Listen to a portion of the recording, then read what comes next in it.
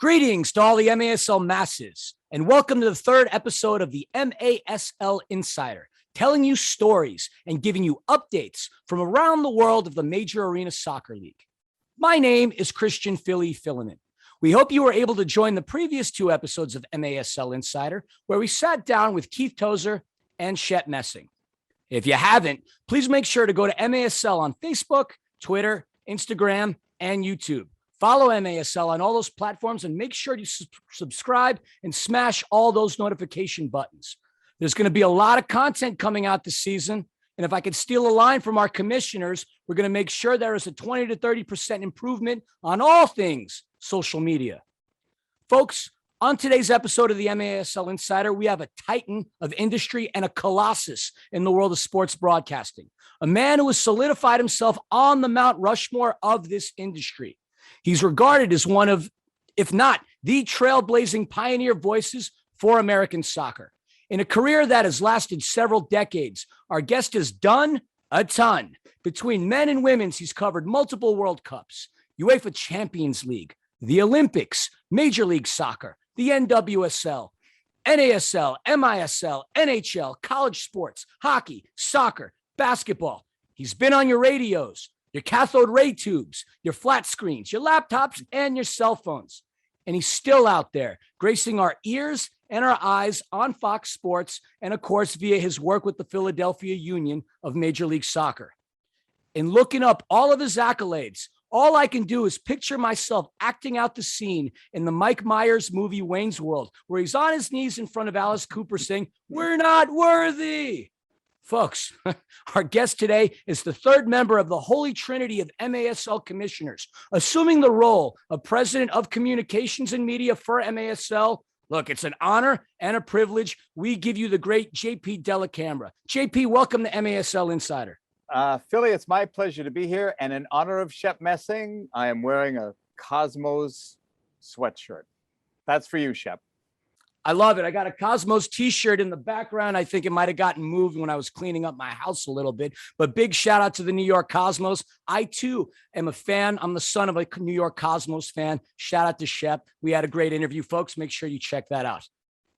The season's right around the corner, JP. Yep.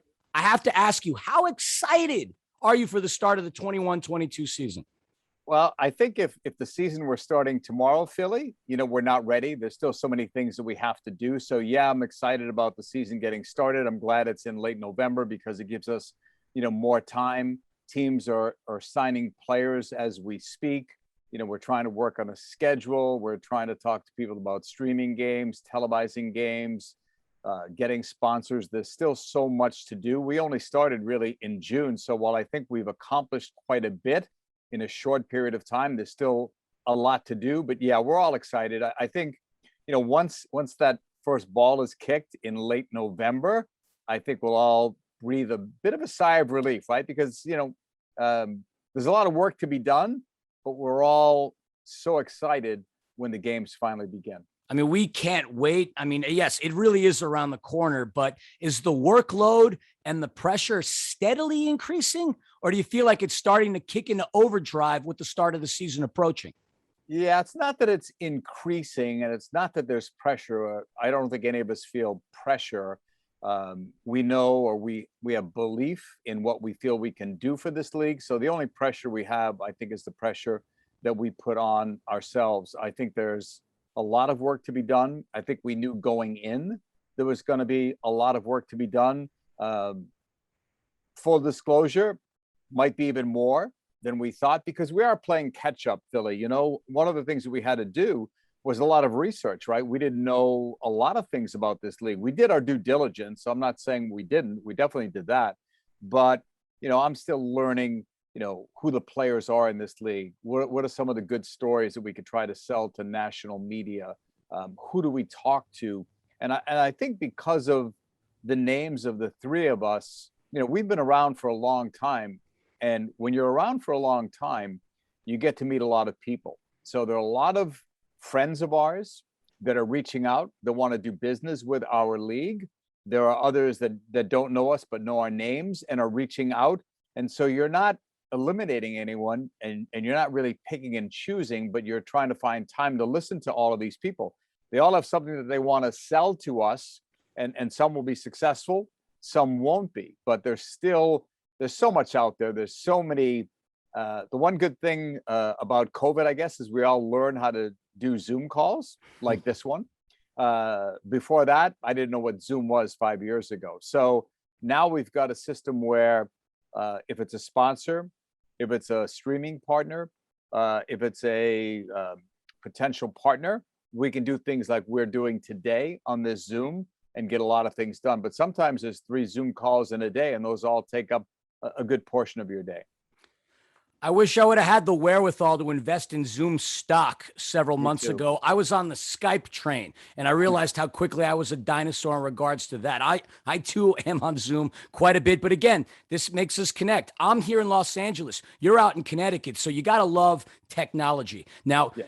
in the short period of time, all 3 of you have accomplished a great deal. I mean, you signed AccuWeather. I'm sure there's plenty of stuff in the pipeline. And you've mentioned this on multiple podcasts that the commissionership wouldn't have happened unless it was you, Keith, and Shep. And looking at all the work that you've been doing and all the work that you're going to do, how helpful has this been in terms of splitting up and delegating the tasks of this position? Wow, it's huge. I think the fact that the 3 of us are friends is good. That doesn't mean that friends can't argue or debate something. We don't like to have it be a 2-to-1 vote, but if necessary, that's what happens. Sometimes all 3 of us, vote on the same thing. But the real truth of the matter is, if there was one job that was open, which there was at that time, league commissioner, no disrespect to myself, no disrespect to Shep Messing, but I think Keith would have been the guy in terms of a day-to-day commissioner. And that's what he really is now. But none of the 3 of us thought we could do it on our own. We all thought we could succeed as a trio. And, our mantra at the start of this was like all of us or none of us. So if owners came back when they voted and said, they wanted 1 or they wanted 2, there was no deal. So we were fortunate that ownership did decide that this was the way to go. When you think about it, Philly, it was groundbreaking, right? I mean, if the NHL, granted, some of these leagues are spending a lot more money, and I'm not comparing ourselves to the NHL, but when the NHL advertises, they haven't had to for a long time for a commissioner or NFL or NBA or whatever it is, they're getting 1 person to apply for the job. And even in other leagues, minor league hockey, lacrosse leagues, tennis, whatever that is, if there's a commissioner's job open, it's 1 person. So, we went in with a unique approach. I guess in a way, kudos to the 3 of us for coming up with that idea, but kudos mostly to the owners who took a chance on us and approved it. They took a heck of a chance. And in a league like this, why fit in when we were born to stand out? I mean, it is an innovative idea. We don't see Don Garber split into 3. We don't see Gary Bettman split into 3. We don't see Roger Goodell split into 3. It just makes your lives easier. And of course, we're all excited to have you on board, and we're all excited for this season to come through. And I feel like I could speak for a lot of people when I say I can't wait to see the upcoming schedule. We know teams are having their tryouts and putting their rosters together as we speak. A question that is obviously coming up time and time again is, how far are we from getting that schedule of games? I would say, Philly, that the last week of September is probably a realistic target. And I think if you look at when the league has announced in the past their schedule, we're in that same neighborhood. We might be even sooner than in previous years. I think that some of the challenges are COVID, obviously, is one of the challenges. And as you know, a couple of teams have taken a year off, realistically because of COVID. We have buildings that we don't control. We're dealing with another country in Mexico besides the US, right? So there's so many factors, and there's so many things that go into scheduling. Can you make it a balanced schedule? How do you make it fair? How do you measure in travel costs? You have one team that's in Tacoma, you have another team that's in Florida. I mean, that's, we're not chartering, we are flying there, obviously, but how many flights do these teams have? So you have to keep a lot of these things in mind when you're doing a schedule. We've got a couple of good people working on our schedule. going through all of the challenges, the things that I previously mentioned. But I do think, and we feel confident that before October, certainly that last week of September, and hopefully earlier in that week, we will have it. I speak for all of the MASL masses and saying we can't wait. I mean, we schedule our lives around certain sports. I know my wife Panda, who I do the Striking Fury podcast with, she's eager to know. So we can't wait for that. I'm going to go back to scheduling questions in just a second, but I wanted to touch upon a few more things towards you, sir. I feel like I can speak. I'm sorry. We've alluded to many of your accomplishments in the introduction. With all that you've done, I could have given you a 20-minute intro, but I know you would have walked out on me. You've done so many things in your professional career, but you're still going strong. Why now with indoor soccer versus maybe 2 years ago? Why did it feel right to come into this project and into MASL right now? That's a good question. It's really about opportunity, right? Because, Shep and I, for years, have talked about running a team, not a league, but a team, right? And we do run a team, the Connecticut Fusion of United Women's Soccer. We've run it now for 3 years. We always thought, who's going to give us a chance? We're two broadcasters. Who's going to give us a chance, to run their team? And I would say this to you. If 2 years ago or 3 years ago, MASL was advertising for a commissioner, we would have probably applied for it then.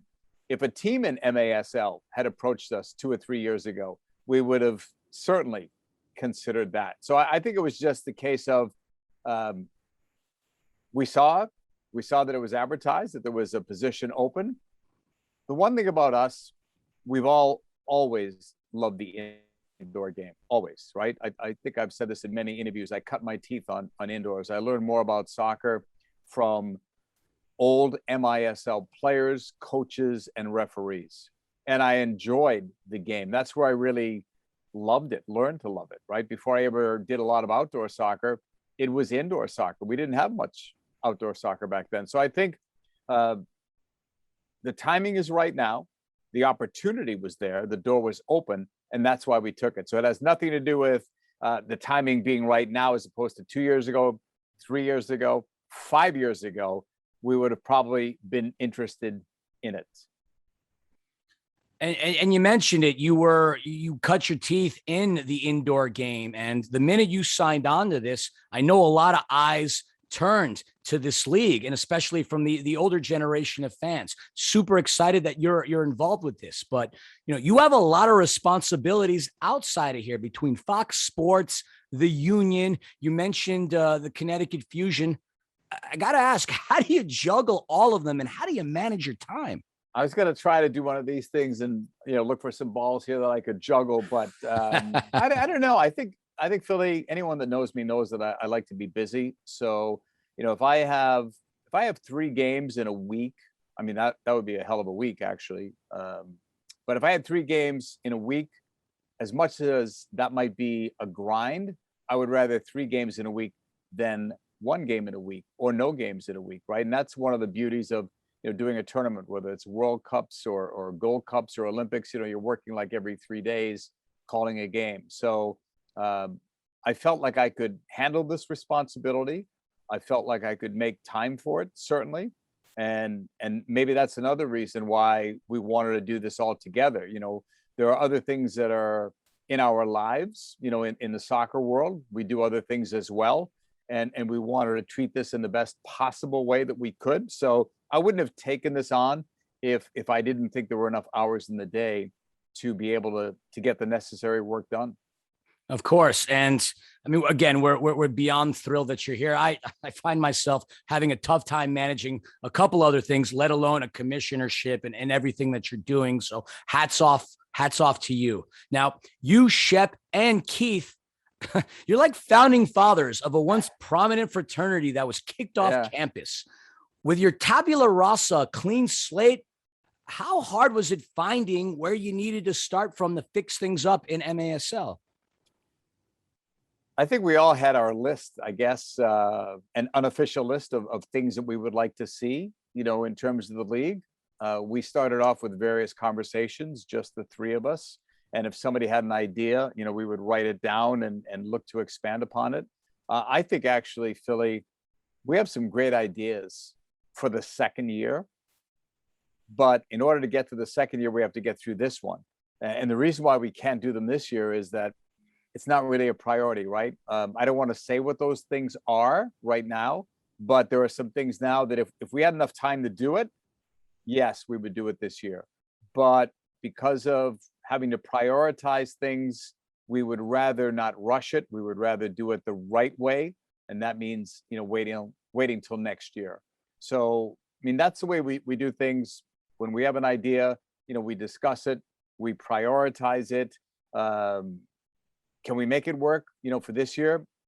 Like we're doing with United Soccer coaches? Yes, we can. So we wanted to do that this year. Can we come to some kind of an arrangement with US Soccer now as opposed to next year? Yes, we can. If it's something else like, Hall of Fame or an all-star game or something else like that, maybe it's better to wait a year rather than rush it. We don't want to rush things and not have it work, right? We could have had a team this year in another city as an expansion team, but we said no, we were not interested in doing it. We're not giving them a chance to succeed. So our thought was anybody that wants to come into this league, they need at least a year to get it up to speed. I think the only exception we would make would be if, let's say, an NHL or an NBA ownership group came in, not for this year, obviously, but if we didn't give them a full year of lead time, it would be because they've already got an organization in place. It's NHL, NBA money. There's no real worry about that.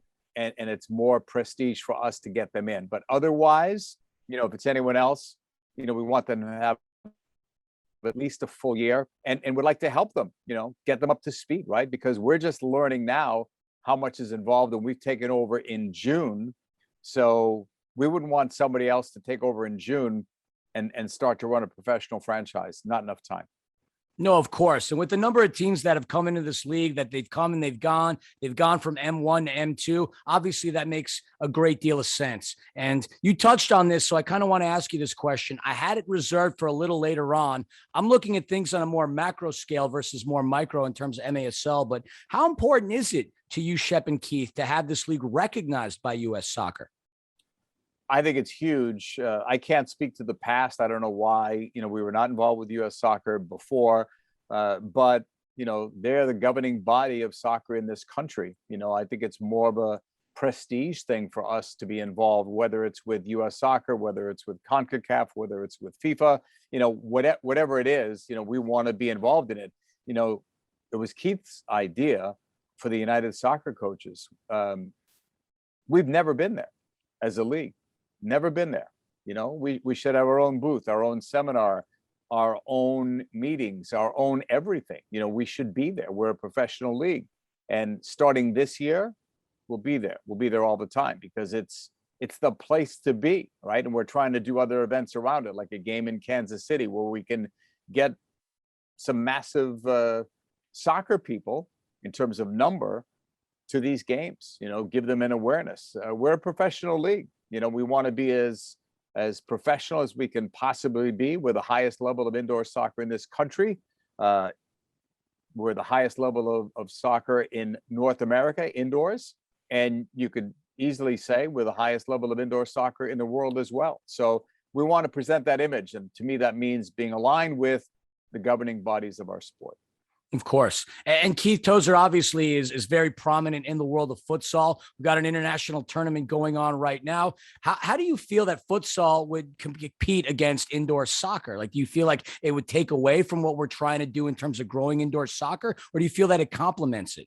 Yeah, I think all of soccer helps us. So whether we're promoting men's soccer, women's soccer, college soccer, indoor soccer, outdoor soccer, to me, doesn't matter. We're promoting soccer. I think if you're asking me, what sport would do better in this country, whether it's indoor soccer or futsal, there's no question it's indoor soccer.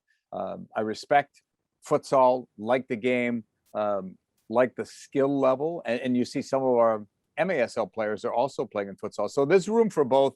There's no question about it. And I actually think that if you can play futsal with the specifications that you're dealing with, right? You can't use the boards there. smaller surface. You're not playing on grass. Indoor soccer, you're playing off the boards. You're playing in tighter spaces. I think that helps you for the outdoor game. I would train players indoors as much as I could, because if you can control a ball in the indoor game with pressure on you, you're going to be able to control it a lot better in the outdoor game when that pressure is not in your face like it is in indoor. So I think that, and we've seen this in the past, some of the best indoor players in our country years ago ended up playing on our U.S. national team and other national teams outdoors. No, it's fascinating, and we've seen players from MASL do things in the MLS, and I'm talking about in particular Adrian Perez, who was part of the Ontario Fury, who ended up on LAFC, and he's now at DC United, and he's shown that he can translate that game. So of course, I mean, soccer is a beautiful game in any rate. It still blows my mind that it hasn't elevated itself to like the most prominent stature in US, but obviously that's why we're here now. As you mentioned this earlier, just a couple minutes ago, we're a professional league. A lot of professional leagues have an all-star game. And I was kind of curious, since you mentioned it, what's the probability of us having an all-star game this season? To be honest, it has not come up for discussion in terms of, this year. It has come up for discussion like we need one. We want one for sure. It's not to say that I don't think anyone has closed the door on it. Maybe we'll discuss it at the owners meeting in October. I think I don't want to speak for Keith and Shep. I think if there's a way to do it in a proper way to showcase this league as best we can, we would be open to that, I would say. But if there's not, if it comes across as rushed, if it comes across as, well, we did it just to do it, it'll be better next year, then I would say we don't want to do it. I think all-star games are a showcase for our league. And if we can have one and the attendance is great and we can get it on TV, that's great. But if we're scrambling to find a venue, or if the building is half full, or if, we can't get it on TV, then, to me, it's not much of a showcase. I agree. If it's not worth doing, if it's worth doing, it's worth doing right, of course. Yeah. Now, wanted to speak upon your position as president of communications and media. In speaking with fans of the game and with players, I keep hearing about the desire for more and more information and more content. What are you looking to do in terms of improving the amount of content that the MASL produces? Well, first of all, on the MASL website, what we want to do is spend a little money on it, get some other help in terms of other writers, maybe nationally known writers that can contribute, whether it's weekly stories, monthly stories, whatever that happens to be, whether it's podcasts like yours, Craig Elston's podcast, other podcasts that are done, we'd like to get them on our website, give people a choice, a sample. We will have a weekly television show like we had a couple of years ago. We will have content in both English and Spanish. And the goal would be, and I think you're seeing it now, we're trying to get all of our teams, when they're going to sign somebody, tell us. When they release it, we release it. That way we get double the exposure. The league is supporting our clubs. The clubs are supporting our league. And the more bits of news that we have, then the more that website changes. I think people stop going to various websites when the content doesn't change. So the idea is to have more content, better content, and changing content on a daily basis. Absolutely. One thing that I wanted to shed some light on, I don't know if you were aware of it. If there is an MASL app, and when you download it, it pops up, but there's a black screen on there, and nothing else comes out of result of that. So just wanted to bring that to your attention. You already addressed the league-wide podcast. That's great. A weekly show. That's super exciting. I know we're all looking forward to like a Sports Center style version of an indoor soccer show. And I know for me personally, I craved more info and more content. And that's kind of how I got started and involved. Rather than demand it, just created it. And for anybody listening to this right now, you have an opportunity to help this league grow by creating your own content as well. We're all in this together, folks. So let's do what we can to make indoor soccer grow. Now, JP, touching back on the schedule, where are we in terms of finalizing how these matches can be seen? You mean television streaming? Streaming, Is that what you mean? Facebook, Twitch, Oh, YouTube. How are we in terms of that? I would just describe it as ongoing conversations with a bunch of people. Nothing concrete at the moment. It's hard to sell something concrete, I would say, without a defined or definite schedule. So we're just in exploratory talks. We're confident that Facebook last year did better than what a lot of people would have probably imagined in terms of viewers, those that paid to watch it. The only thing I could say to you is that our goal, and you addressed this earlier, is to improve everything, whether it's 20%, 30%, and that includes the way our games are seen, whether it's television, whether it's streaming, whatever that happens to be. So the only goal that we have is to have something better than Facebook. It might be Facebook and something else. It might be Facebook and 3 other partners. We're not really sure where this is going to go at this moment, but we're very confident that we will have something better than we've had in the past to show to our fans. All right, so you already addressed my next question in terms of having it on multiple streams. The only thing I know for a fact is the kids love Twitch. So if I could just throw that out there, I'm just gonna do that out there based on people that have talked to me. Now, it's hard for each team, to get things squared away, especially with them being maybe 3 or the 4th tenant in their building. COVID is still a thing. And of course, that makes things harder in terms of scheduling. But once that schedule comes out, provided we don't have any more instances with any kind of pandemics, is it written in stone or is it open for alterations? The schedule itself? Yeah, the schedule itself. Yeah, we have yet to make any announcement on where we're going to go with COVID. That's going to be, a separate topic. I would say this to you, that last year in Major League Soccer, Colorado Rapids had some problems with COVID. And so they didn't play as many games as the other teams did. And MLS went to a points per game system. A lot of things wrong with that. I understand it's points per game, but if somebody plays 8 less games, it's not fair to some of these other teams that, because who's to say that they would have won any of the next 8 games, right? So it's too hard, I think, to do that. We don't really want to do that.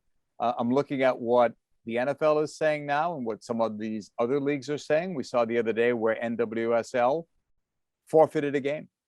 So that's on the table. You know what's hard, Philly? Here's the thing, and you touched on it before. Let's say we decide that if you can't play a game because of COVID, we'll reschedule the game. It's hard to reschedule a game when you're only playing between November and April, and you're the 3rd or 4th tenant in a building, right? So I think that's going to be very difficult. We haven't gotten to a point where we're going to announce it yet. So, do we say if you can't play the game, it's a forfeit? We haven't gotten to that point yet, but so much of it is up for discussion. I think with your roster at 26, what we're seeing with COVID now, we've not seen a situation where, knock on wood anyway, where like an entire team, was wiped out because of COVID. Sometimes you're reading that 2 or 3 players had it, sometimes as many as 5. But if you have a roster of 26, even with COVID protocols, you should be able to field a team, even if it's with a minimum number. But we'd like teams to have responsibility for it. Keep our players safe, whatever that means. Whether we're not mandating vaccines, it's up to the teams, to decide what they want to do. It's up to the players to decide what to do. Do we wear masks in certain areas? I think that's why I say there's so many things that wasn't on our list in June. We weren't thinking about COVID. I think everybody thought this would be gone by now, right? Yeah. So I think that, probably at the owners' meeting, we'll come out with something, if not sooner, about COVID and what we'll do in those situations where a team might have to forfeit or not be able to play. But again, no announcements have been made on that. It's all still up for discussion. We talked about just what you mentioned with the Colorado Rapids and how the MLS did, how their standings last season. Typically over the course of a normal season, we're seeing about 24 indoor games, 24, maybe in the past 24 to 30 roughly. Now, obviously it's hard scheduling things, but movements are being made to change. Like San Diego Sockers, for example, are going to be the first tenant in their new building. Do you feel that having a 24 to 30 game season for teams in this league is enough? Or would it be feasible perhaps to increase the number of matches played by each team per season as the league grows in order to help generate more revenue growth? Well, it's not up to me, obviously, but I remember in my Pittsburgh Spirit days, I want to say we had a 56 game schedule. I don't know if owners, would want that, would go for that. I have no idea. We have an executive committee that we work with. We've not floated that out there because we knew that this year, coming in June, while we would have liked to have played more games, it was probably not going to be possible. So it's going to be a 24 game schedule that we will have. Ideally, at a minimum, to me, it's 30 games at a minimum. And I think everybody would go at least for that. It's only like 6 more games. But I'll tell you what, some of the other things I'd love to do, love to have a tournament, love to have something like you have outdoors with the Lamar Hunt US Open Cup, would love to have competition with Mexican clubs or clubs from other countries, separate tournaments. Love to do all of that stuff. And that's, again, it's not for this year, but certainly for next year, why not do that? Like a FIFA World Cup indoor tournament? That kind of excites me. Let's do it. Yeah, let's do it. Let's do it. Why couldn't we do it? It's the next step. We have a futsal World Cup. Why not an indoor soccer World Cup? No, I mean, I completely agree. Since we're talking about it, I didn't have this question written up, but it came up to me as we're talking. The idea, and it's been kicked around, changing the World Cup format from 4 years to 2 years. I mean, just to kind of sidetrack a little, what are your thoughts on that? Bad idea. Very bad idea. Even worse idea. Don't like it at all. Players are playing too many games. It's just a money grab from FIFA. One of the beauties about the World Cup is that you're playing it every 4 years. Why mess with that tradition? It's not the same if you're playing it every 2 years. If they want to do it on the women's side, I might be more inclined to go along with that, to give the women more exposure and more money, more notoriety. If the women wanted that, I would be in favor of that. But if the women said, nah, we want to be treated the same as the men every 4 years, then that I would respect too. But I don't like when we see these new ideas come out when anyone can clearly see it's a money grab. To play the World Cup, if you think about this, Philly, when you look at statistics, right, there's really no asterisk here. If you're saying, here are the top goal scorers in World Cup history, here are the teams that have won the most World Cups, that all changes if you go to every 2 years, right? It all changes. All of the numbers change, right? You have to have an asterisk on everything, right? Because if you're playing it every 2 years, all of those numbers are going to change. It's not going to be the same as every 4 years. So it's really, to me, it's not fair. You can't change things like that. And I wish they wouldn't do it. I think it's already bad when you're talking about going from 32 teams. It used to be 24 in a World Cup. You go to 32. Okay, that's fine. Now you want to go to 48? No. I mean, there's too many minnows that are already in there. I do understand that you want to try to sell the game, but there's so many lopsided scores when you expand the way they are, that I don't see how you're helping to grow the game when you have those games that I guess shouldn't be played, right? Keep it at 32. They're saying 48. They're trying to control the spin on it, but the spin is, it's more games, it's more money. That's what it's about.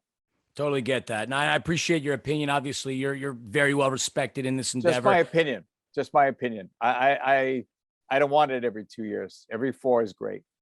No, no, I get it. It completely waters down the product. I totally get that. There's a million directions I could go with this, but obviously I want to keep things more in the world of indoor soccer. We talked about the league. We kind of talked about teams. I want to go more towards the players. You're in charge of communications and media. What are your thoughts on how to improve the visibility of players in this league and market players of excellent talent, such as your Frank Tyus, your Ian Bennett, your Craig Charles? Like, yeah, how do you, what are your thoughts on improving the visibility for players? Well, I've reached out to people because I don't have all of the answers, and like I said, I'm doing the research on these players, right? But I know some of the players. I obviously knew who Chris Toth was. I called games when his father played, and his story is amazing because the father played, the grandfather played. You know, Chris is on the national team for beach soccer. Had a heart issue growing up. I mean, that's that's a national story. You know, it's stories like that that I need to find more about. There are many more players that have interesting stories in this league. And like I said, I'm doing catch up on it, trying to go through the PR directors, trying to go through our own league's PR files to see. We've got great stories on players. We've got great stories on coaches, great stories on owners in this league.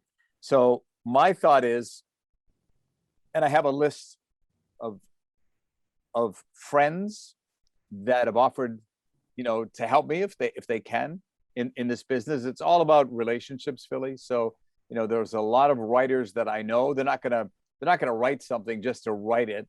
But if I can give them something good, like a good national story or a good local story, why wouldn't they want to? Why wouldn't they want to write it? So I think that's part of what we're trying to do. I have a list of friends, colleagues, that I've known for years that I will be pitching stories to in the hopes that, you know, they'll find a platform to get these out there. I think we have great stories. Like I said, I'm still learning what some of those stories are, but the Chris Toth story, to me, take any part of it, whether it's the heart issue that he had, whether he's a third generation goalkeeper, wherever you want to take it. You know, it's a big story. Now he signed with Ontario again. So to me, it's a big story locally. It's a bigger story nationally. And it's a fascinating tale. And you said it. The heart issue is really what led him to be a goalkeeper in the first place. And that's, you know, that's something I want to take responsibility for and promote as well. A lot of these, we have an international league, and some of these players have traveled in the most interesting of circumstances. Elton de Oliveira, for example, is a player that happened to play at Gazmatan in Romania. And the reason I bring that up is because my father's from Bucharest. I know about the Romanian first divisions. I know about Gazmatan. Reaching out to him, knowing that he speaks Romanian, knowing that he came from Brazil, knowing that he's playing in the United States. There's so many fascinating stories. And I really firmly believe that these kids need to be promoted because, you know, what they're doing is out of passion, skill, love, and it has to be elevated. And I think that a lot of people would be interested in this. You go back to the 50s in baseball, and people loved teams like the Brooklyn Dodgers because, well, you know, they were regular people. They lived right down the road from you. They took the subway to work. I kind of think that that's somewhat similar right now today with MASL. But obviously, I digress. Going back to that same topic, though, do you think it's the league's responsibility to promote the boys, the respective teams, the individual players, or maybe a bit of all three? Yeah, it's all of those. You know, we'd like our players to be active on social media. You know, the more engaging they are, probably the better it is for their club, the better it is for the league. You know, we've encouraged teams when they sign players to let us know so that we can release it at the same time.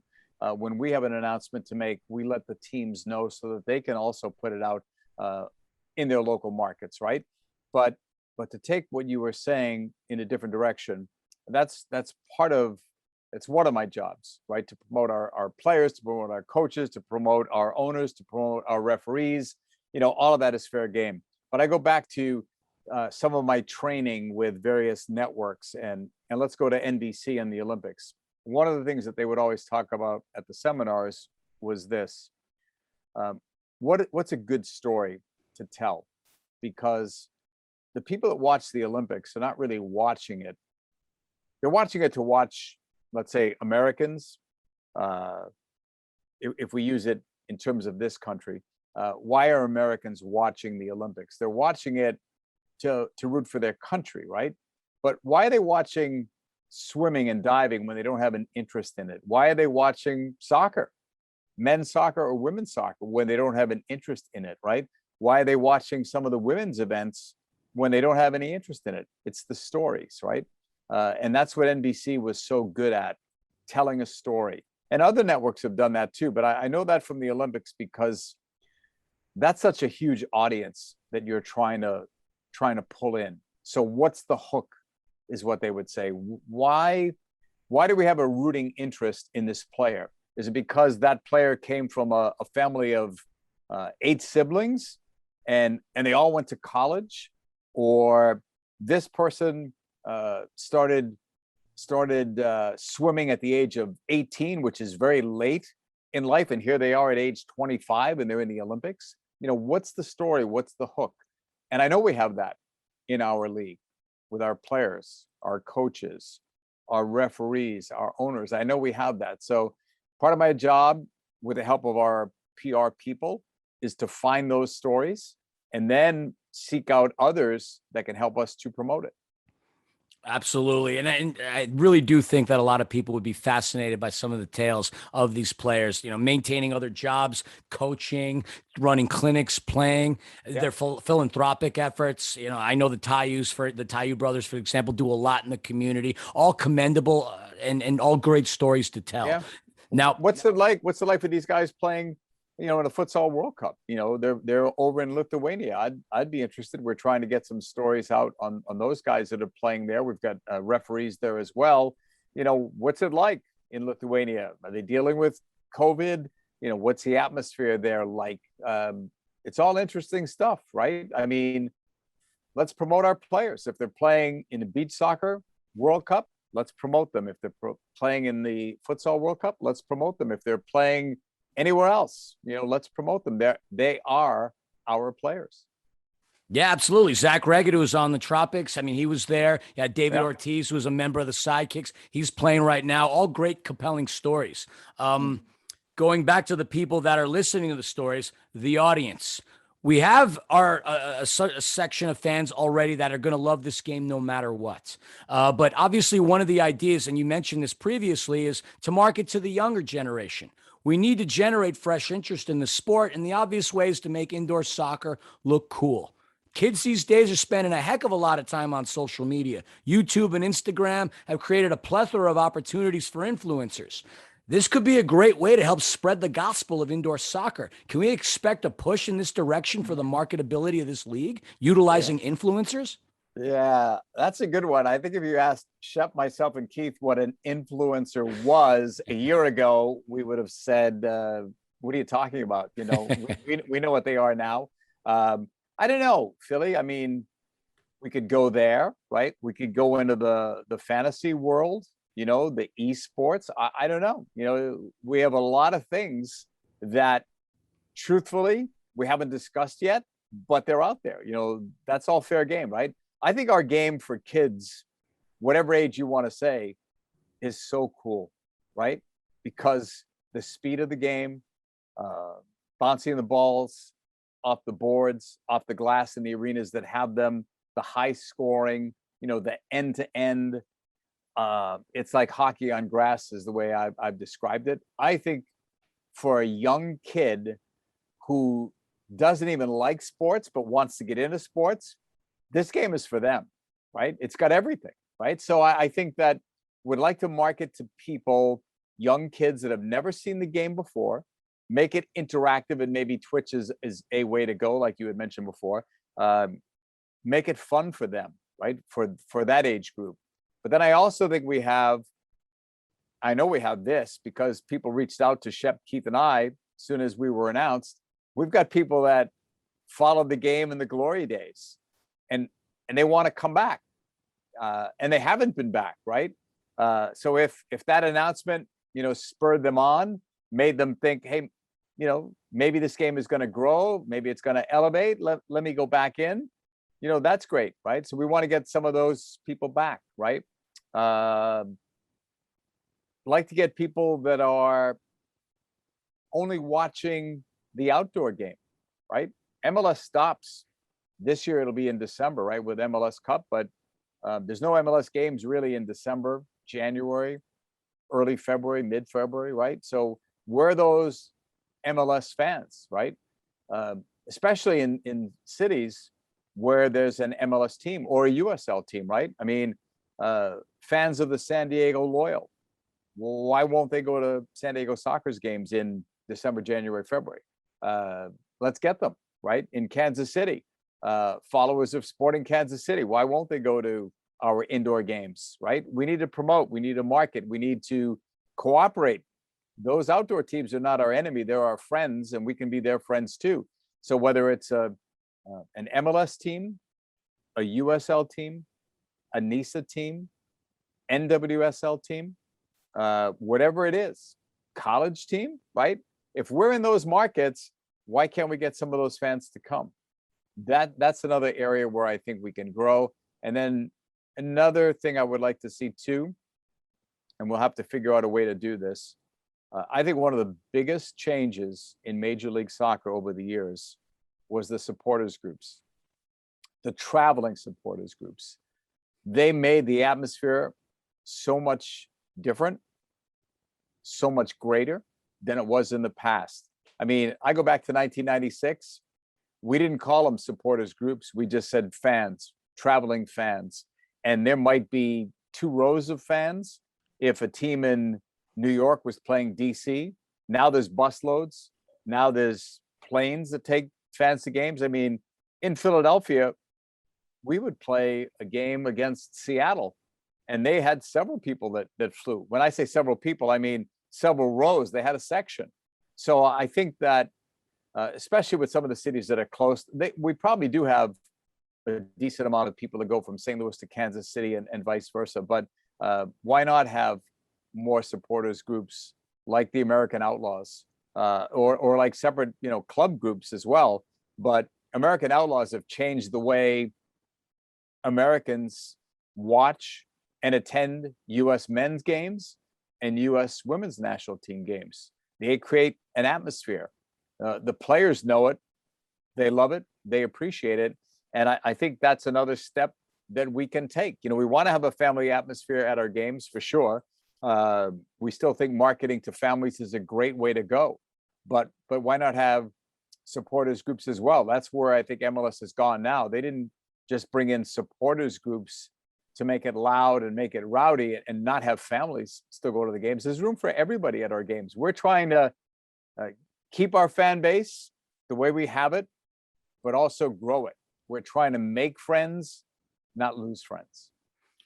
I'm glad you touched upon that, because I do a lot of work with the Los Angeles Football Club, and we have the 3252, and I've seen how they've traveled. I've seen the Timbers Army travel. You talk about the Angel City Brigade at the Galaxy. You talked about American Outlaws. There's another subset of supporters coming out called Barra 76 that you got to keep an eye out for. Supporters culture is huge. I mean, we see it everywhere, and I mean, if those fans love this game, they love their local communities.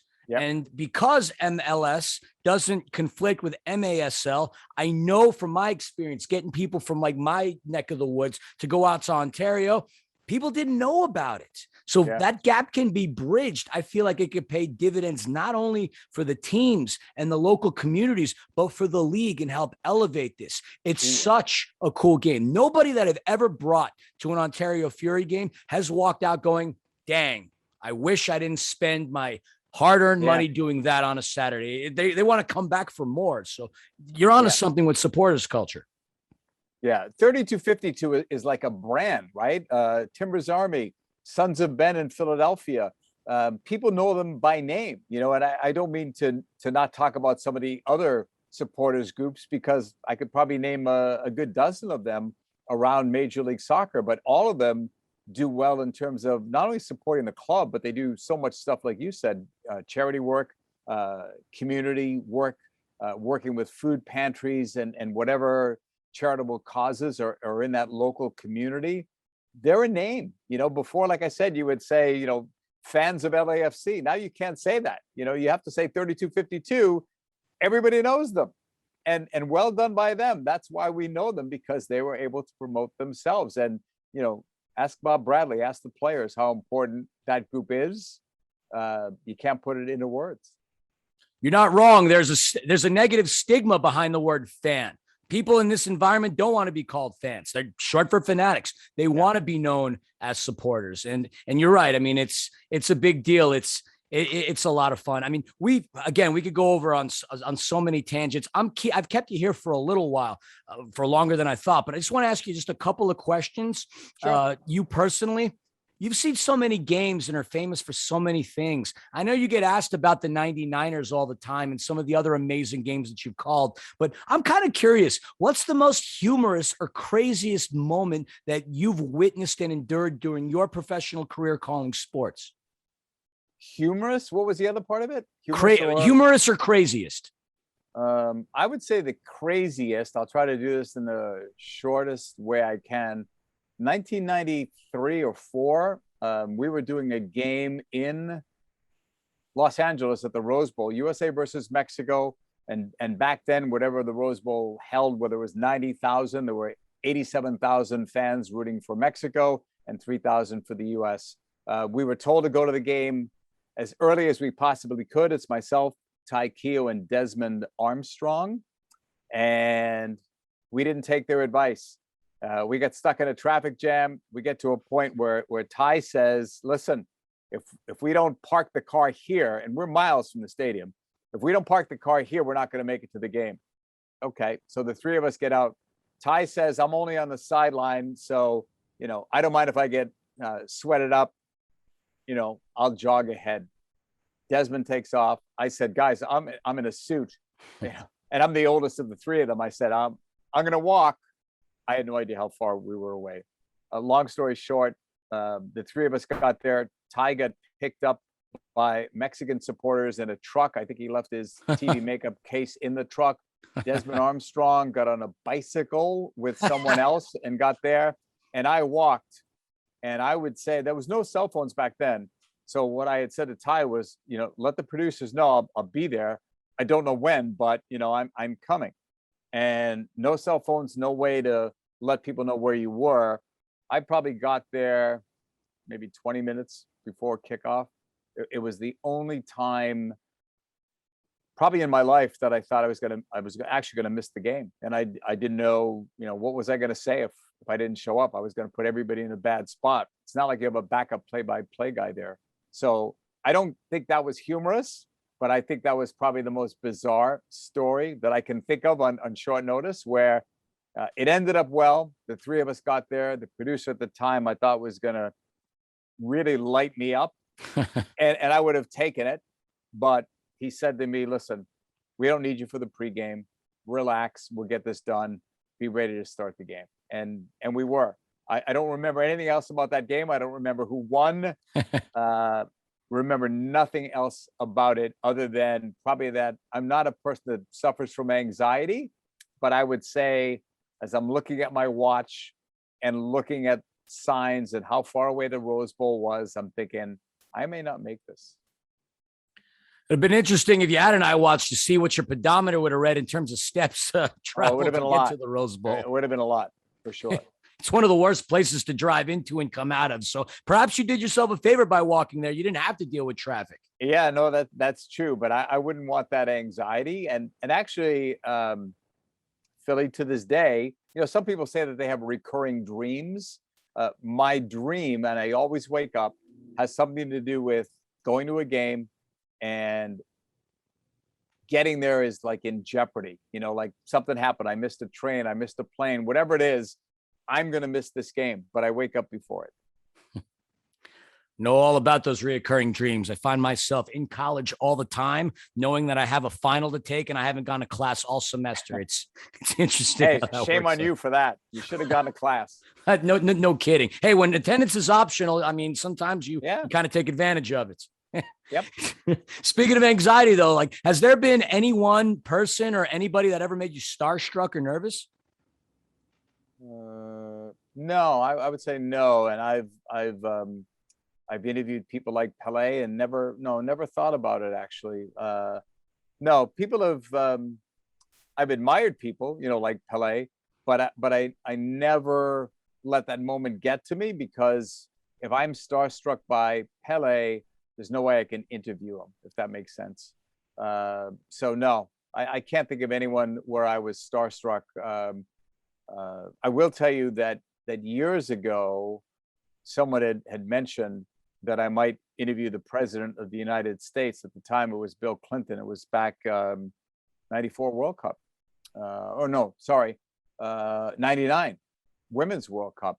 But that interview didn't happen. And, you know, I was not a fan of Bill Clinton. I'm not into politics really, but the thought of interviewing the president of the United States, you know, gave me like a bit of a chill, I would say. You know what I mean? Because how many people have a chance to interview a president of the United States or a king or, you know, somebody at that level? So I think at that point, I might have been starstruck, but I would like to think that I could have handled the moment. As it turned out, you know, his schedule didn't allow for any interviews, so I didn't have that opportunity. It's amazing how the anxiety just even being around a president evokes. I remember I was living in New York City at the time, and I'm turning a corner like right by I think I was right by the Ed Sullivan Theater where Letterman used to like host his show. And I happened to turn a corner and I bumped into a big security detail. And the guy might as well have been a lineman for the Jets. And right behind him was Bill Clinton. And of course, I kind of dropped my my lunch bag or whatever it was I was carrying. Yeah. It's funny how that works out. Yeah. I mean, I've not run into or bumped into, but I've seen so many celebrities from doing games for Fox out in LA. Somebody had told me once I should draw up a list, because there's no way to remember all of these people. But, you know, I've been on flights with, you know, members of The Office, you know, that long running comedy show. Patricia Heaton was on one of my flights. She was lovely. You know, I had a chance to speak to her. And there were so many other people that I've seen like at various airports. So, you know, part of you is like is a little starstruck, you know, when you see them. But then you realize that, you know, they're nice, they're very friendly, they're open. So you don't have to be starstruck. No, of course. I kind of around the same block. I had an office there working in finance. I made contact, AKA like bumping shoulders with Joan Rivers. And I thought she was going to light me up like a pinball machine, but she was super nice. Joan Rivers, rest in peace. Yeah. It's funny how that works out. But going back to on topic, just a couple more things I want to ask you. Let's look into the crystal ball briefly. And we're talking about this, and you've mentioned this, if we're talking about improving this league at 20 to 30% in all facets, then 5 or so years from now, this entire league is going to be overhauled. What needs to happen? What does this league need to look like in order to make you feel comfortable walking away from your position thinking mission accomplished? Well, we've got a 3-year mandate pretty much here. So if we left after 3 years, or if they wanted us out after 3 years, the owners, that is, what we would consider a success would be how many owners stayed with us that wanted to continue, that liked the direction, that wanted to continue with the league. How much new blood did we bring in? You know, how many big time people did we bring in, like from the NHL, from the NBA, from other sports, even from overseas, for example? Where did we go with our television deal? What's an expansion fee cost? You know, MLS, I think in 2010, the expansion fee was like $35 million. And fast forward to today, and it's over like $250 million. So, you know, our expansion fee right now is very low. You know, can we get it up to $1 million? Can we get it up to $2 million? Whatever that is, right? That would be something else that we would judge our success on. How many sponsors did we bring in on a national basis? How much recognition do we get for this league? You know, do people now know what this is, as opposed to when we first took over this job, people in the soccer world that knew us said to me, "Why are you starting a new league?" And I thought, new league? This league is entering its 8th year, you know? So I think that told us where we had to go in terms of awareness. So I think if you weigh all of those things in, you know, how much revenue did we bring in? You know, the sponsorship, the TV, how many new teams do we have? How many successful teams do we have? Do we lose teams? The teams that we lost, did we lose them because, they didn't want to go, or because the league outgrew them? Either way, if we're making progress as a league, then that means that we were successful. And if we were successful, that means this ownership group was successful, because they're the ones that took the chance on the three of us. Without the cooperation of the owners, we can't do this. Without the cooperation of the executive committee, we can't do this. We like to say we are a team. It's not Shep, Keith, and I. It's not a trio. It's not a foursome. It's not, a group of 5 or 6. It's everybody collectively. And if we're all in this together and we all work together, I have no doubt we'll succeed. I have no doubts either. And I'm beyond humbled to have spent time getting to hear from you and having spent time with Keith and Shep. It's been great. You guys are all national treasures. And I mean that, not trying to obviously, blood. I'm just not trying to be too, what's the word I'm looking for here? Oh, well, it doesn't matter. Over the top. Thank you. Sorry. That's all I got. No, I appreciate that. That's not the word, but yeah. No, we appreciate you doing this. And the more people that talk about the league, the more exposure we get. So we look forward to doing any and all of these podcasts and webcasts and Zoom interviews that we possibly can fit into our schedule. Appreciate that. Before I let you go, though, is there anything else you would like to say to the MASL masses listening and or watching? Stay with us, support us, give us your feedback, grow with us, and we'll grow this game together. Awesome. Once again, JP, really appreciate your time. Thanks to everybody out there at the MASL masses for listening. This is the 3rd episode of MASL Insider. Look forward to more episodes on this. We're going to be giving you more news, more updates, schedule coming out soon. We look forward to having you. Thank you very much. Thanks, Philly.